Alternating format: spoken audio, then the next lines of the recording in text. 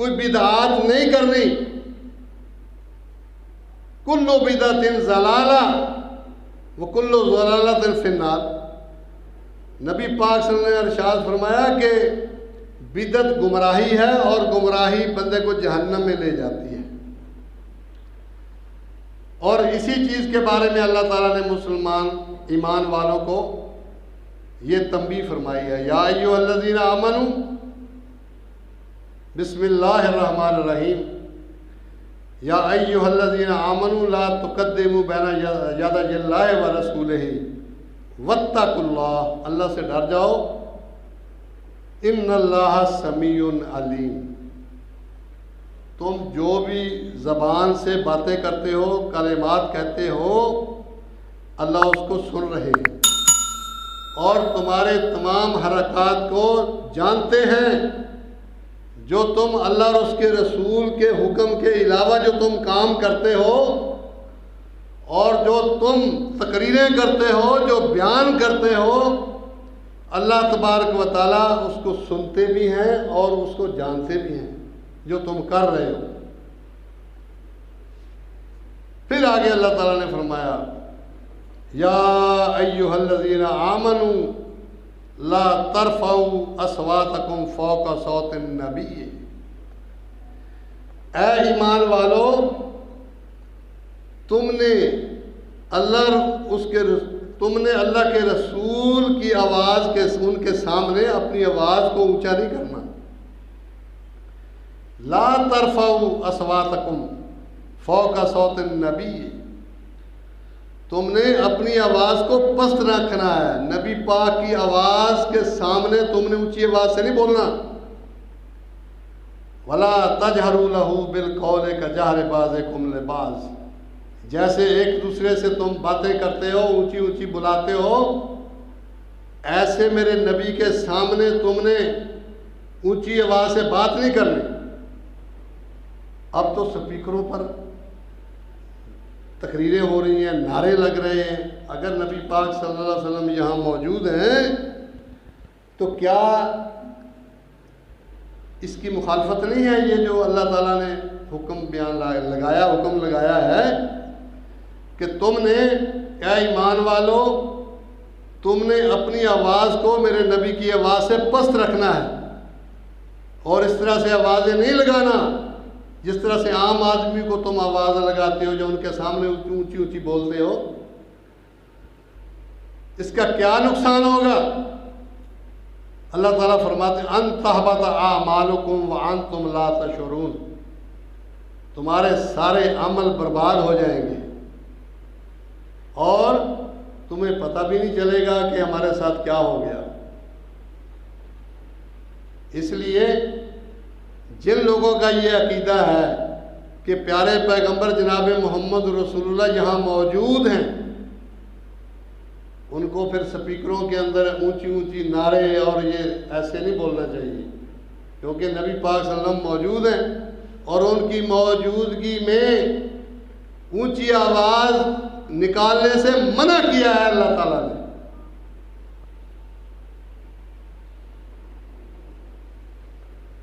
फिर अल्लाह ताला फरमाते हैं, इन्नल्लज़ीना यग़ुज़्ज़ूना अस्वातकुम इंदा रसूलिल्लाह। जो लोग अपनी आवाज़ों को पस्त रखते हैं, सहाबाए किराम की बात हो रही है। अल्लाह ताला उनकी सिफ़ात बयान फरमा रहे हैं सहाबा, क्योंकि सहाबाए किराम जो थे वो नबी करीम सल्लल्लाहु अलैहि वसल्लम के सामने कभी ऊंची आवाज़ से नहीं बोलते थे। उनको पता था कि अगर हम ऊंची आवाज़ से बोलेंगे कहीं हमारे अमल ज़ाया ना हो जाए। और जब नबी करीम सल्लल्लाहु अलैहि वसल्लम आप कभी कुछ बयान फरमाते होते, इस तरह से बैठे होते थे सहाबा किराम कि जैसे अगर उनके कोई परिंदा उनके सर पर बैठ जाए उनको पता नहीं होता था। इतना महव हो के बैठते सुनते थे और खामोशी से। तो अल्लाह तबारक व तआला इरशाद फरमाते हैं सहाबा के बारे में कि वो अपनी आवाज़ों को अल्लाह के रसूल की आवाज़ के सामने पस्त करते थे।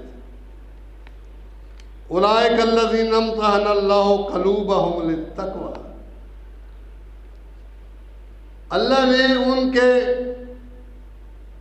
दिलों को, जो उनके अंदर तकवा था, अल्लाह को पता था, अल्लाह ने जांच लिया था,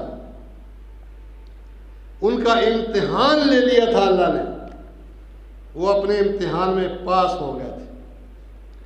और फिर आगे अल्लाह तबारक व तआला उनको इनाम दे रहे हैं, लहुम मग़फ़िरतुन व अजरुन अज़ीम। अल्लाह ताला फरमाते हैं कि उनके लिए, उनको हमने बख्श दिया है। यानी ये सहाबा की शान में अल्लाह ने कहा कि लहुम मग़फ़िरतुन, हमने उनको बख्श दिया है, व अजरुन अज़ीम, और उनके लिए अजर अज़ीम जन्नत है। अब जो लोग सहाबा के बारे में गलत ज़हन रखते हैं, वो अपनी आक़िबत ख़राब करते हैं। वरना अल्लाह तबारक व तआला ने तो सहाबा के गुनाह भी माफ़ कर दिए, उनको जन्नत की बिशारतें भी दे दी हैं। तो इसलिए शिरक और बिदअत, ये दो चीज़ें हैं। शिरक भी बंदे को जहन्नम में ले जाता है, और बिदअत भी बंदे को जहन्नम में ले जाती है। अब लोग जो हैं, ये महीना 12 रबीउल अव्वल अब आ रहा है, तो रबीउल अव्वल के महीने में बाज़ लोग जश्न मनाते हैं, नबी पाक सल्लल्लाहु अलैहि वसल्लम की पैदाइश पर जश्न मनाते हैं, पैदाइश का। ईद मिलादुन नबी, यानी नबी पाक सल्लल्लाहु अलैहि वसल्लम की पैदाइश की खुशी में ईद करते हैं। ये खुशी तो सब मुसलमानों को है। अल्लाह ताला ने कुरान मजीद में इरशाद फरमाया, लक़द मन्नल्लाहु अलल मुअमिनीना, अल्लाह तबारक व तआला ने मोमिनीन पर एहसान फरमाया है। अल्लाह ने इतनी इतनी बड़ी नेमतें दी हैं, लेकिन अल्लाह ने नेमतें नहीं जताई। ये इतनी बड़ी नेमत है कि अल्लाह ने जताई है।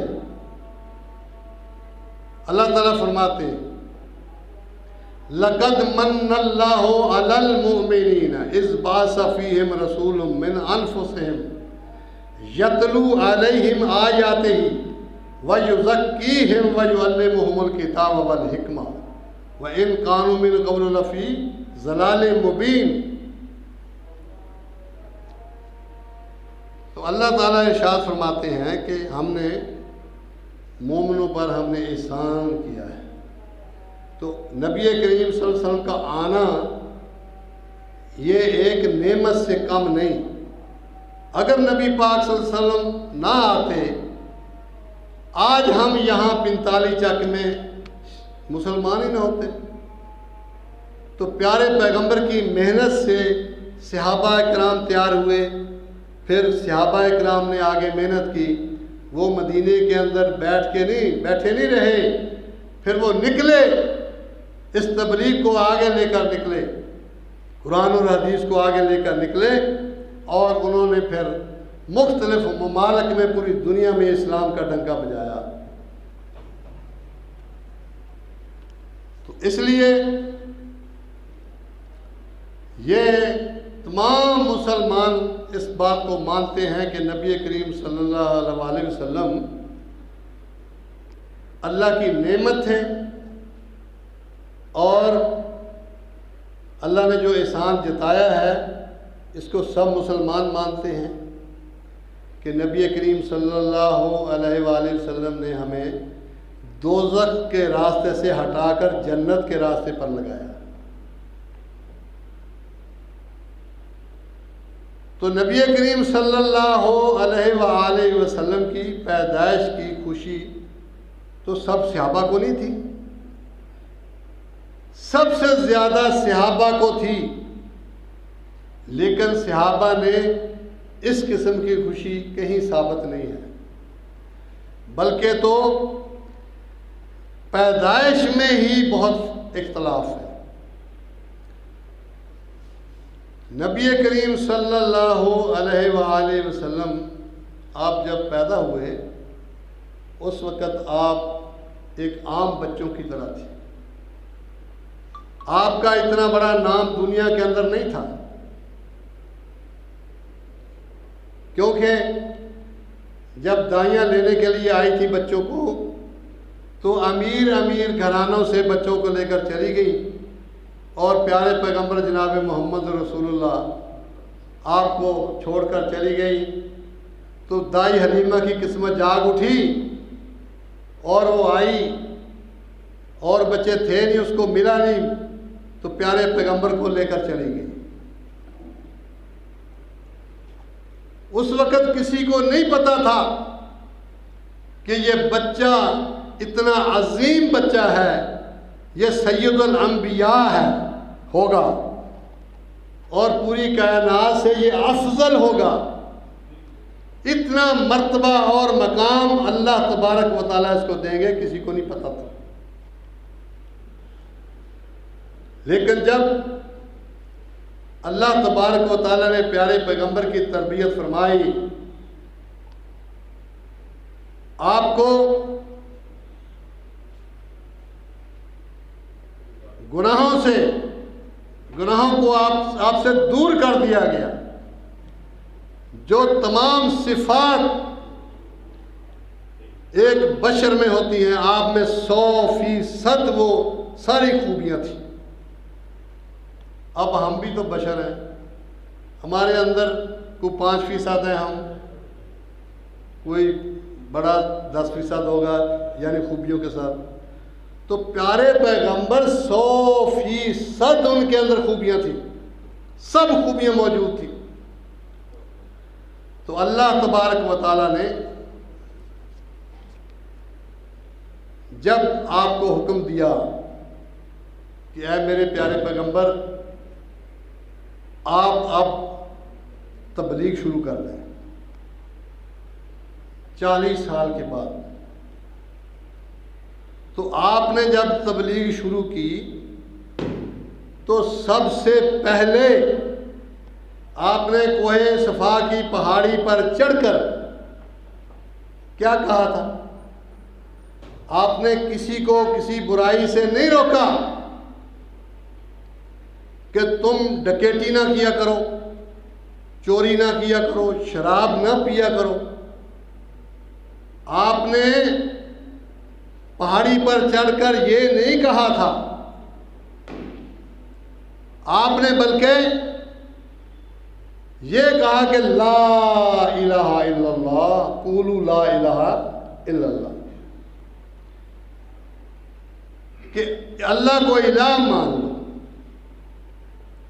अल्लाह तबारक व तआला की ज़ात को मान लो। अरबी जानते थे वो, उनको पता था कि अगर हम ला इलाहा इल्लल्लाह को मान लें फिर हमारे बुजुर्गों का हमारा मजहब गया, अल्लाह के सिवा कोई इलाह नहीं। अल्लाह हर जगह पे हाजिर नाज़र है, हमारे गुनाहों को भी देखता है, पकड़ भी सकता है, हमें धमसा भी सकता है। सबसे पहले सहाबा के अंदर ये बात पैदा की कि अल्लाह से डर जाओ। कुलू ला इलाहा इल्लल्लाह, अल्लाह इलाह है, अल्लाह माबूद है, तुम्हें देख रहा है, तुम्हारी एक एक हरकत को जानता है, अल्लाह से डर जाओ। या अय्युहल्लज़ीना आमनुत्तकुल्लाह, ऐ ईमान वालो अल्लाह से डर जाओ। यहाँ भी यही फरमाया, कुरान मजीद में जगह जगह अल्लाह ने फरमाया या अय्युहल्लज़ीना आमनुत्तकुल्लाह, अल्लाह से डर जाओ। इसमें हिकमत थी कि अगर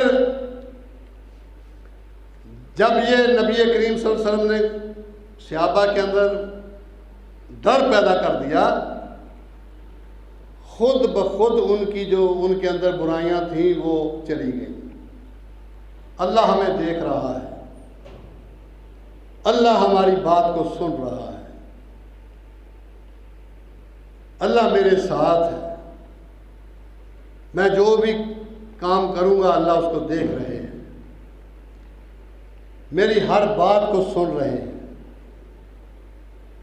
उसको कोई रोक नहीं सकता। अगर मुझे अभी यहाँ बर्बाद कर दे, गर्क कर दे, उसको उससे कोई ताकतवर मुझे छुड़ा नहीं सकता। कोई अल्लाह के अलावा मुझे कोई छुड़ा नहीं सकता अल्लाह से। जब ये बात दिल में पैदा हुई, ये फलसफा था कि सबसे पहले ये कहा कि कुलू ला इलाहा इल्लल्लाह तुफ्लिहून अरब वल अजम। तुम ला इलाहा इल्लल्लाह पढ़ लो, अल्लाह तबारक व तआला तुम्हें कामयाब कर देगा और तुम्हें अरब व अजम की तुम्हें हुकूमत दे देगा अल्लाह ताला। उन्होंने कहा इतनी बड़ी बात कर दी है, हुकूमत मिल जाएगी? नहीं नहीं, ऐसा नहीं, हम तो भेड़ बकरियां चराते हैं, ऊँट चराते हैं, अहलियत ही नहीं है इतनी कि हम बड़ी बड़ी ताकतों के ऊपर हम बादशाही करेंगे। तो जिन लोगों ने मान लिया हजूर की बात को, ला इलाहा इल्लल्लाह पढ़ा, दुनिया तारीख गवाह है इस बात की, वो सहाबा जो ऊंट और बकरियां चराते थे, कैसे वो किसरा की हुकूमतें उनके कदमों में आ गई और बड़ी बड़ी हुकूमतें उनके पांव के नीचे आ गई। बात साबित हो गई जो हजूर पाक ने कोहिस्पा की पहाड़ी पर चढ़कर कही थी। और उनके अंदर वो जब ये बात आई, सारी बुराइयां खुद ब खुद उनसे छूट गई। तो मेरे भाई, जो आदमी सच्चे दिल से कलमा पढ़ लेता है, अल्लाह तबारक व तआला उसके गुनाह माफ कर देते हैं। जो तौबा कर ले,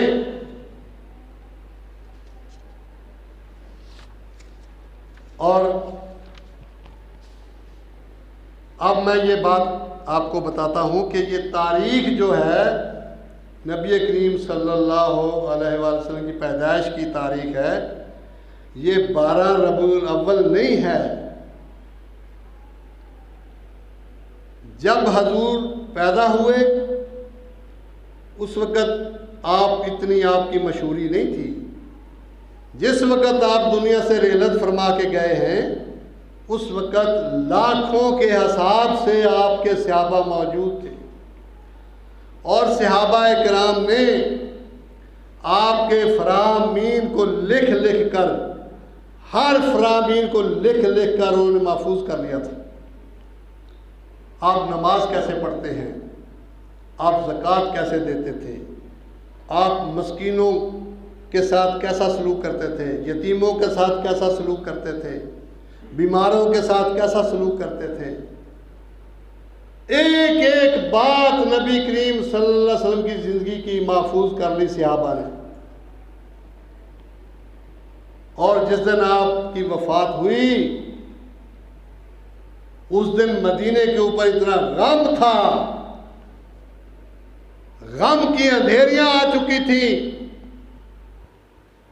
अहले बैत अपनी जगह पर गमज़दा थे, सहाबा अपनी जगह पर गमज़दा, जो दुकान पर बैठा था वहीं दिल छोड़ गया, और जो खेतों में था वहीं उसका दिल टूट गया कि आज हमारे पैगंबर रेलत फरमा गए, हमसे जुदा हो गए, वफात पा गए। वो दिन 12 रबीउल अव्वल का दिन था। हदीसों के अंदर बाम मौजूद है,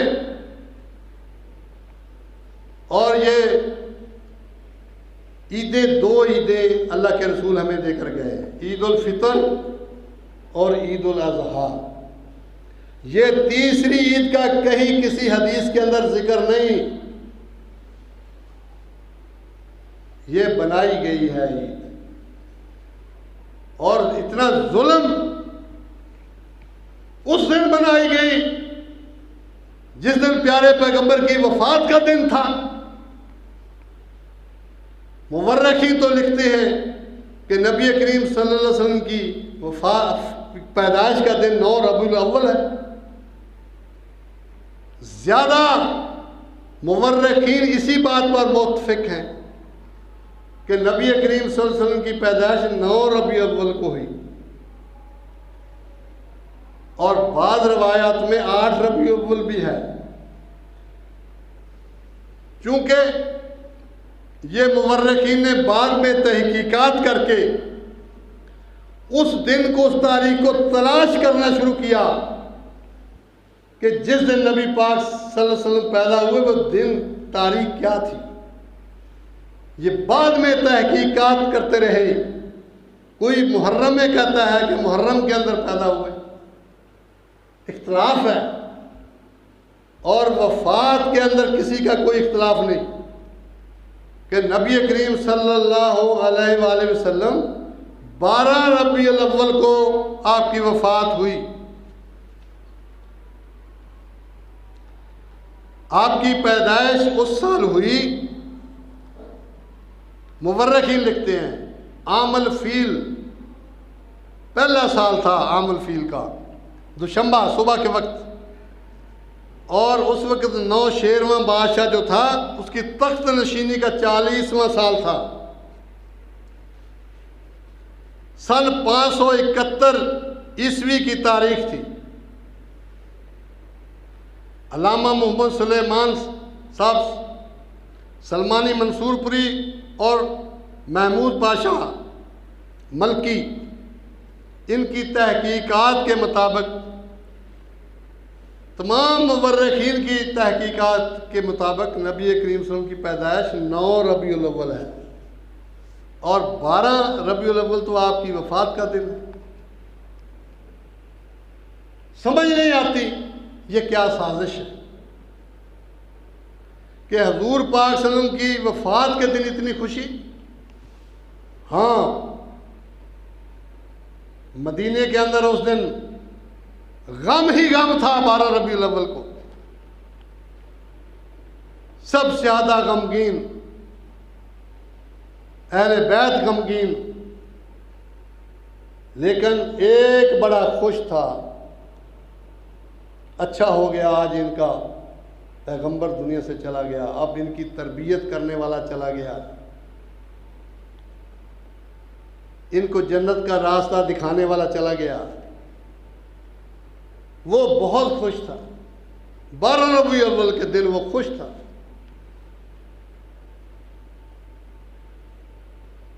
मैं देख के हैरान हूं, सहाबा ने ये काम नहीं किया। वो लोग सहाबा इकराम जिन्होंने अपने घर बार छोड़ दिए, नबी करीम सल्लल्लाहु अलैहि वसल्लम के पीछे कलमा पढ़ने के बाद, आपका दीन कबूल करने के बाद, उनको मक्के के अंदर रहना नहीं दिया गया, रहने नहीं दिया गया। उनको मारे पड़ती थी, तकलीफें दी गई, और इतनी मोहब्बत उनको अल्लाह के रसूल से। आज कोई ये मकान छोड़ के मुझे जाके दिखाए, पता लगेगा। सारी ज़िंदगी का सामान मकान के अंदर पड़ा है, कमाई उसकी छोड़ के जाके दिखाए। सहाबा कराम ने लात नहीं मारी उसके ऊपर, घर बार छोड़ दिया, औलादों को कुर्बान कर दिया, रिश्तेदारों को कुर्बान कर दिया अल्लाह के रसूल के हुक्म के मुताबिक। इतनी मोहब्बत। जब हजूर ने जंगे बदर में हुक्म दिया कि कुफार हमारे साथ लड़ने के लिए आए, ऐ मुसलमानों आप मैदान में आए, हम उनके साथ लड़ेंगे, मुकाबला करेंगे, हमें मारने के लिए आए वो मक्के से, हम मक्का छोड़ के आ गए, हिजरत करके आ गए, वहाँ हमें मारते थे, अल्लाह ने हुक्म दे दिया कि तुम यहाँ से चले जाओ, तुम्हें तकलीफ़ें देते हैं। मजबूर हो गए, जबकि नबी करीम सल्लल्लाहु अलैहि वसल्लम को शहीद करने का प्रोग्राम बना लिया था मक्के वालों ने। तब जाके हिजरत करके मदीने में आए, फिर वहां भी मारने के लिए पहुंच गए। सहाबा किराम के पास क्या था? सब कुछ तो छोड़ के मक्के में चले गए थे। गरीब थे, कई बूढ़े थे, कोई बच्चे थे, जवान भी थे। तो जब नबी करीम सल्लल्लाहु अलैहि वसल्लम ने हुक्म दिया कि आओ हमें मारने के लिए आए, इनका मुकाबला करें, बूढ़े भी निकल आए, बच्चे भी निकल आए, सब निकल आए। अल्लाह के रसूल, जो आपका हुक्म, हमारी जानें हाजिर है। बेशक हम कमज़ोर हैं, असला भी नहीं है, कमज़ोर भी हैं। उधर से पहलवान निकल कर आए थे असला लेकर, तलवारें, ढालें, घोड़े, लेकिन अल्लाह के रसूल सल्लल्लाहु अलैहि वसल्लम के हुक्म पर अपनी जानें पेश कर दी।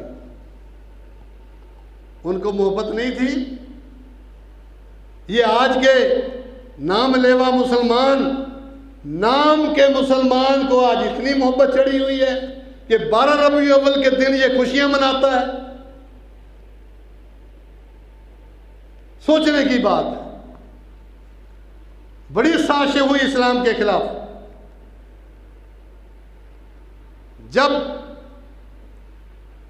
ईरान फतह किया हजरत उमर रजी अल्लाह ताला अन्हु ने, इसकी सल्तनत हजारों साल, 2500 साल, इतनी पुरानी सुपर पावर, जब उसको फतह किया, अब दुनिया मजबूर होगी मुसलमानों के सामने कि अब इनके साथ लड़ नहीं सकते हम, अब कलमा पढ़ के इनके अंदर शामिल हो जाओ। हजरत उमर रज़ी अल्लाह ताला अन्हु ने इन ईरानियों को कूफे के अंदर बसाया, कूफा बसरा। इन्होंने साजिशें की, कूफे से साजिशें चली सारी, और अहले बैत हजरत इमाम हुसैन, उनको भी कूफे वालों ने शहीद किया। हजरत उमर को भी, हजरत उस्मान रज़ी अल्लाह ताला अन्हु, उनके बारे में भी साजिशें की, उनको भी शहीद किया गया। और फिर आप जरा पढ़ के देखें, जो भी मजहब कूफे से निकले हैं, साजिशी मजहब निकले हैं इस्लाम के खिलाफ। ये इस्लाम, नबी करीम सल्लल्लाहु अलैहि वसल्लम ने यह दीन अपने पास से नहीं बनाया, एक लफ्ज भी अपनी तरफ से नहीं बनाया प्यारे पैगंबर ने। यह दीन अल्लाह तबारक व तआला ने आसमान से बना के नाज़िल किया है वही के ज़रिए से। प्यारे पैगंबर की तरबियत, आपको जो इल्म मिला,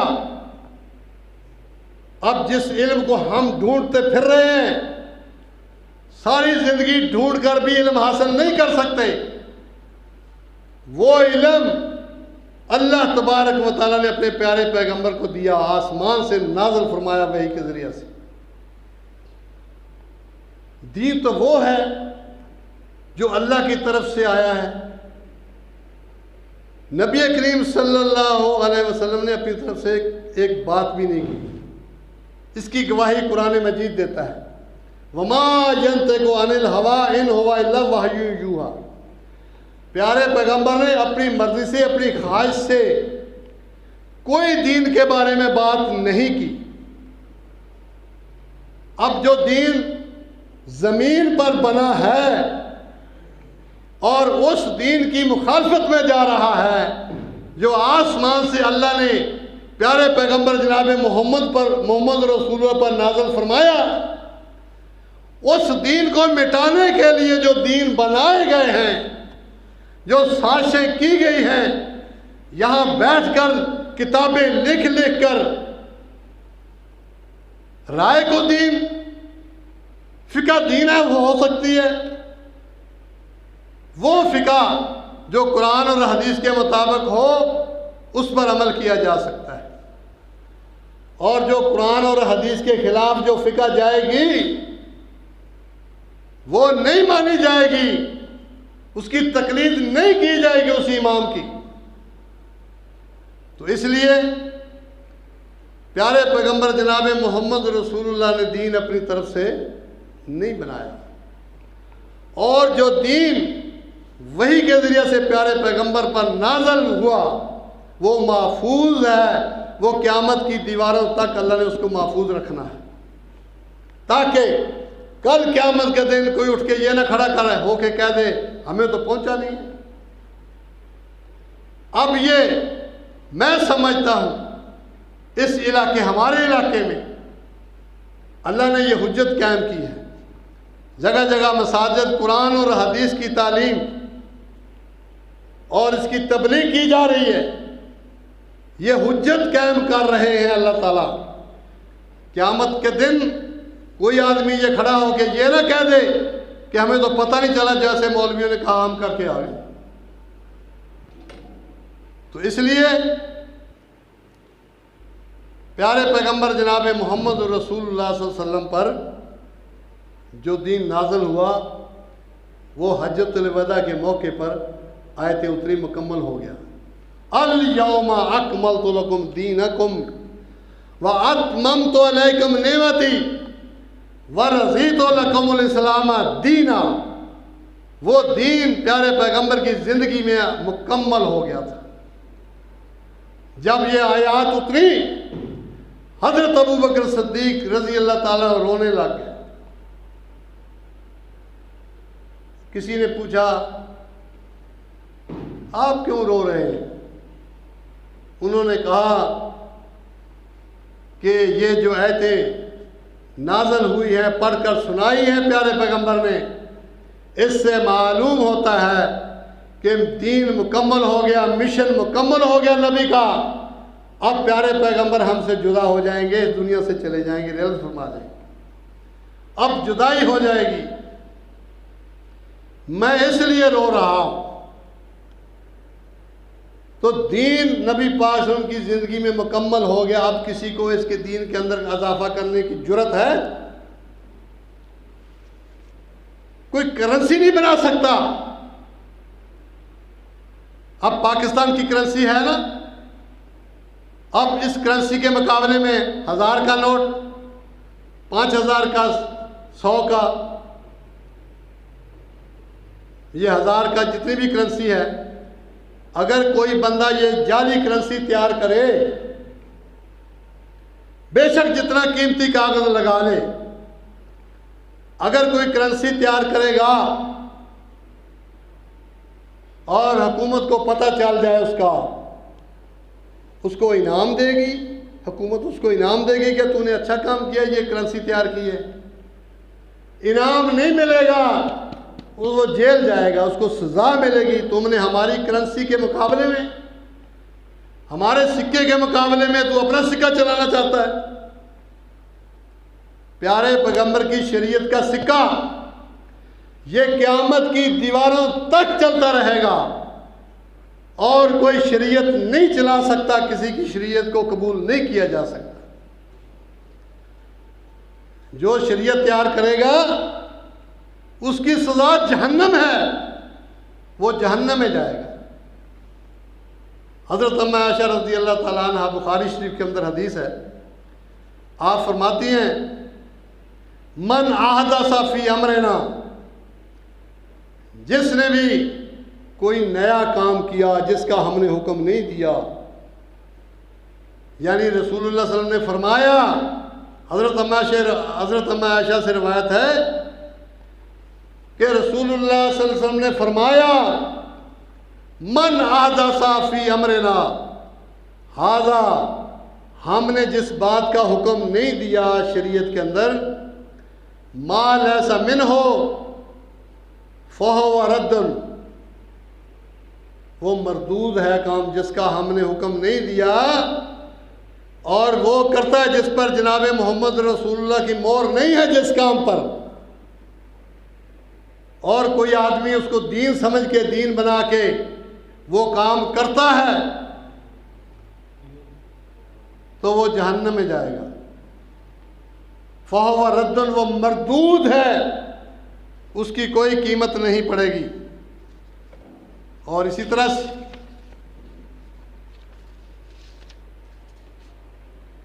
टाइम का मैनू नहीं पता की हो गया।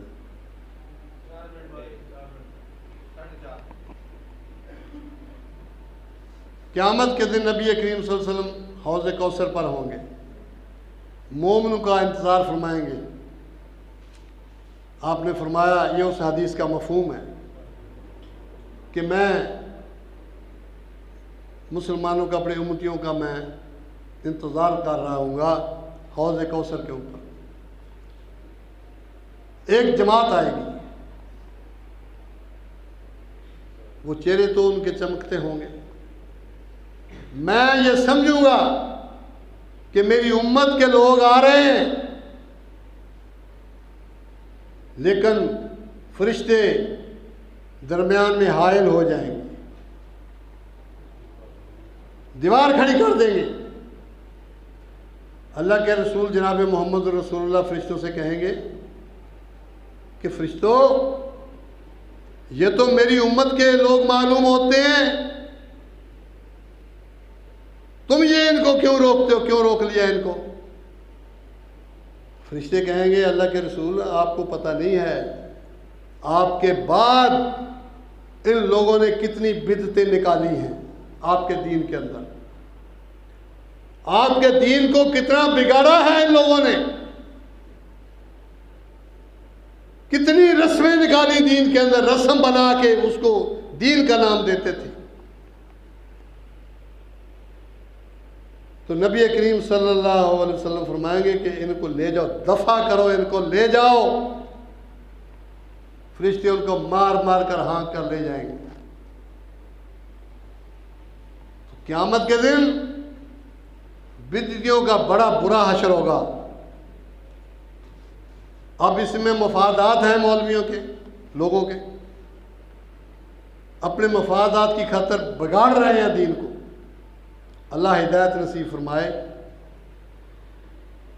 तो कामयाबी जो है वो अल्लाह और उसके रसूल के तरीके में है। उस दिन क्या होगा, फिर पछताएंगे। अल्लाह ताला कुरान मजीद में इरशाद फरमाते हैं सूरत फुरकान के अंदर, व यौम युअज़्ज़ु ज़ालिमु अला यदैहि, ये दीन बनाने वाले अपनी तरफ से जालिम, ये जालिम हैं, बेइंसाफ हैं, क़यामत के दिन अपने हाथों को काट काट कर खाएंगे और कहेंगे, यकूलो या लैतनी इत्तखज़्तु मार रसूल सबीला, काश हम अल्लाह के रसूल के रास्ते पर होते। लैतनी लम अत्तखिज़ फुलानन खलीला, हम फलान को अपना दोस्त ना बनाते, उस मौलवी के पीछे ना लगते, ये नई नई बिदात ना करते, उसके पीछे ना लगते। हाय अफसोस, हम मारे गए। लक़द अज़ल्लनी अन ज़िक्र, उसने हमें अल्लाह के ज़िक्र से हमें उसने दूर कर दिया, गुमराह कर दिया, दूर कर दिया। ज़ल्लनी अन ज़िक्र बाद जानी, जबकि हमारे पास हिदायत तो आ चुकी थी, कुरान में भी पढ़ा था, हदीस भी मौजूद थी, इसके बाद हिदायत आने के बाद हमें गुमराह किया। काश हम इनके पीछे ना लगते। वकाना शैतान लिल इंसान खजूला, और शैतान तो इसी बात में लगा हुआ है कि इंसान को जलील ख्वार करे, क्योंकि ये दुश्मन है, इसने अल्लाह और उसके रसूल की उसके हुक्म से दूर लेकर जाना है बंदे को। उसको जो बुरे काम है, बिदात हैं, वो नेकी समझ के, अच्छे काम समझ के इसको दूर ले जाना कि ये तू बहुत अच्छा कर रहा है, बहुत नेकी कर रहा है, बड़े कमाल की नेकी है ये। वकाना शैतान लिल इंसान खजूला, और इंसान तो बंदे की ख्वारी में लगा हुआ है, इसको कहता है कि हाँ, हर बुरा काम उसको कहता है ये अच्छा है, कर इसको, ये तो बहुत नेकी का काम कर रहा है, तू तो जन्नत में जाएगा सीधा। और रसूल उस दिन क्या कहेंगे, वकाल रसूल या रब्बे इन्नी कौम इत्तखज़ू हाज़ल कुरान महजूरा, मेरी कौम ने, इन लोगों ने उस कुरान को जो मुझ पर नाज़िल हुआ था उसको छोड़ दिया। आज कुरान की किस बात को मान रहे हैं? कुरान करीम की पूरी इसको मान ही नहीं रहे लोग।